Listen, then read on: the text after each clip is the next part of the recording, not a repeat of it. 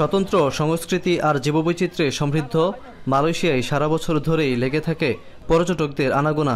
দক্ষিণ চীন সাগর লগোয়া দেশটির সীমানা জুড়ে আছে ঘন সবুজ অরণ্যে ঢাকা পর্বতমালা। দেশটির পর্যটন বিভাগের তথ্যমতে 2023 সালে দেশটিতে ভ্রমণ করেছেন 2,01,40,000 বিদেশি পর্যটক, যেখান থেকে আয় হয়েছে $1,690 কোটি। আর এ খাতে কর্মসংস্থান হয়েছে প্রায় 34 লাখ মানুষের।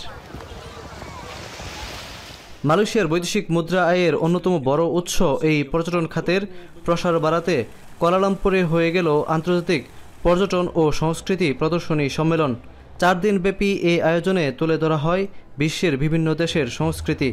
আয়োজনের উদ্দেশ্য পর্যটন পণ্য, ভ্রমণ সংস্থা ও ভ্রমণ শিল্পের টেকসই উন্নয়ন সংশ্লিষ্টদের একত্রিত করা। এ সম্মেলনে অংশ নিয়েছে বাংলাদেশও। দেশটিতে হাইকমিশনের তত্ত্বাবধানে আয়োজনের শেষের দিনে ছিল বাংলাদেশের সাংস্কৃতিক পরিবেশনা। নাচে গানে ফুটিয়ে তোলা হয় দেশের কৃষ্টি ও সংস্কৃতি। আমি চেষ্টা করেছি বাংলাদেশের কিছু কালচারাল ফেস্টিভ্যালস ওগুলো তুলে ধরার। এখানে আমি নৌকা বাইচ দেখিয়েছি, পহেলা বৈশাখের যে প্রোগ্রাম হয় পহেলা বৈশাখকে তুলে ধরেছি, নবান্ন উৎসবকে তুলে ধরেছি, ধান কাটার যে প্রোগ্রাম মানে ফেস্টিভ্যাল হয় গ্রাম অঞ্চলে সেটা তুলে ধরার চেষ্টা করেছি।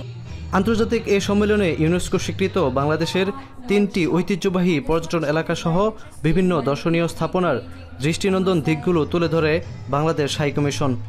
আমাদের বাংলাদেশের জন্য একটা ইতিবাচক বার্তা নিয়ে আসবে যে বাংলাদেশ হচ্ছে আমাদের socio economic role model for developing countries.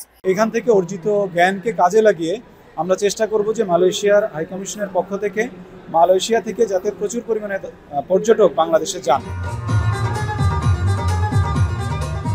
এবারের সম্মেলনে 300টি বুথে পর্যটন সংশ্লিষ্ট সেবা ও পণ্যের প্রদর্শনীর আয়োজন করেছে 20টিরও বেশি দেশ।